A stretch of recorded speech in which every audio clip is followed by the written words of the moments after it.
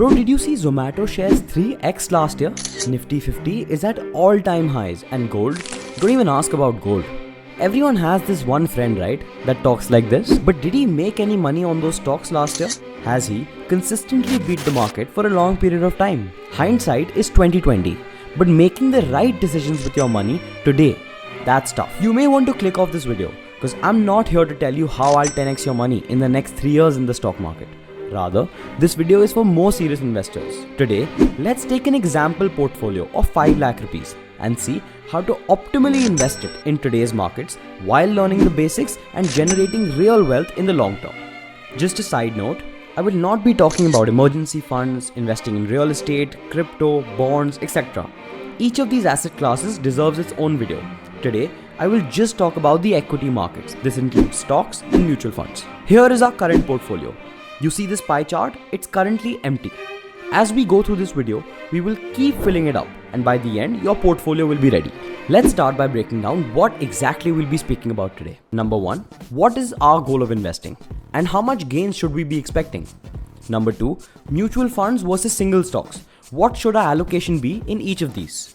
Number 3, what are our picks for stocks and mutual funds we would invest in to fill up this 5 lakh portfolio?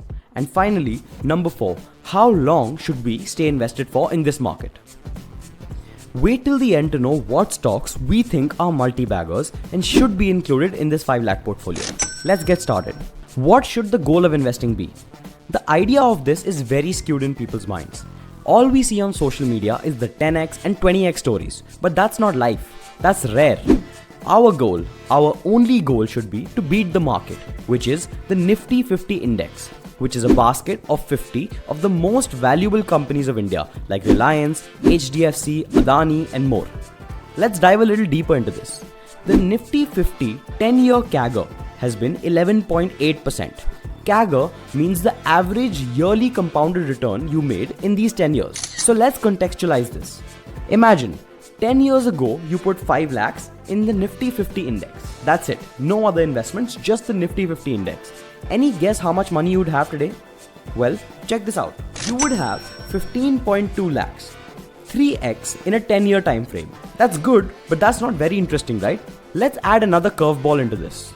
At the same time, the 10-year inflation rate in India has been approximately 5.5%. This means while your money was increasing every year by about 11%, 5% of that is just inflation. It's the increase in prices of regular goods. Now imagine, instead of the Nifty 50 index, you had put your 5 lakhs in an FD for the past 10 years. The average FD return in India has been approximately 6.5%. This means with a 5.5% inflation assumed, you would have made 1% on your money each year. Might as well not have an FD at those returns. This is why investing is so important to generate wealth. 11.8% returns is assuming you would invested in the safest asset of the market, which is Nifty 50. Alternately, if you had invested in the Nifty Small Cap 250, which is a basket of the largest 250 small cap companies of India, you would have received a 5-year CAGR of 23.6%. Those are insane numbers. That equates to doubling your money every 3 years. हर 3 साल पैसा double. Now, let's start filling up your portfolio. Before that, I just want to give you a disclaimer. This is not financial advice, and this is what we would do with our money. So please do your own research before investing a single rupee. The split we would do for our portfolio is as follows. 30% large cap stocks, which are companies valued above 20,000 crores. 30% mid cap stocks, which are companies valued between 5 and 20,000 crores. 15% small cap stocks, which are companies valued less than 5,000 crores, and finally a 35% allocation in one or more flexi cap mutual funds. This means a mutual fund that invests in national and international markets with exposure to large, mid and small cap companies. And don't worry, throughout this video, each of these will be broken down into specific mutual funds and stocks that we can invest in. Note that the risk meter of this portfolio is somewhere here. A little bit risky, yet positioned to gain good returns in an upward market. The allocation to mid and small caps will decrease if you're a safe investor and vice versa. Now, let's start with adding some funds and stocks into this portfolio. We are extremely bullish on a few sectors in India. These include finance, green energy, pharmaceuticals, and infrastructure for the coming decade. Let's start with the large cap companies. First, we would add Bank Nifty, which is an ETF, an exchange traded fund. This is a basket of stocks sold as a single stock, giving you a great exposure to the finance sector of India. This will take 10% out of our 30% allocation into large caps, which equates to 50,000 rupees. After that, we will add a few stocks that we have faith in to be market leaders in the coming decade. We would include CDSL, HDFC AMC, SBI Cards, Voltas, PI Industries, Jio Financial Services, and Zomato. These would all get equal weights in our portfolio. So now, our large cap allocation looks something like this. Note that each of these stocks I'm adding to the portfolio deserves its own video. I have already made videos on why we think Zomato and Jio Finance are multi-baggers, and they are linked below in the description.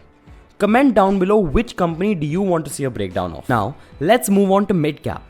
In mid-cap, we will give 15% of our 30% allocation, which is 75,000 rupees, to Kotak Mid 50 or any mid-cap ETF of your choice. This gives us a good exposure to the growth stocks of India.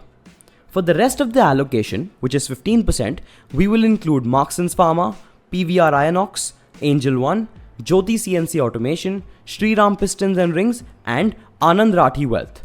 These would all get equal weightage in the portfolio.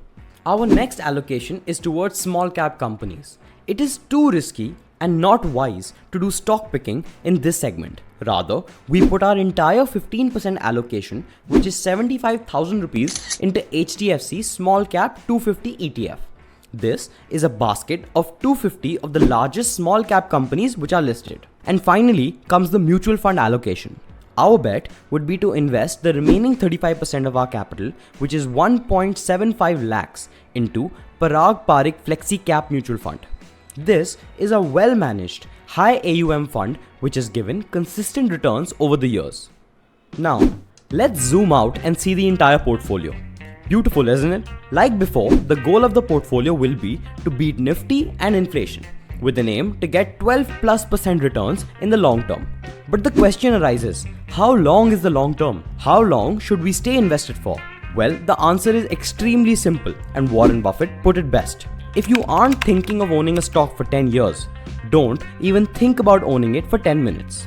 So, our recommendation is to invest with a timeline of 5 to 10 years in mind. Rebalance your portfolio when there is a significant problem in the world economy or the companies you've invested in. Let's revisit this portfolio in a year and see how we did. Did we beat the market or was it a failure? Thank you for watching Masala Market, and until next time.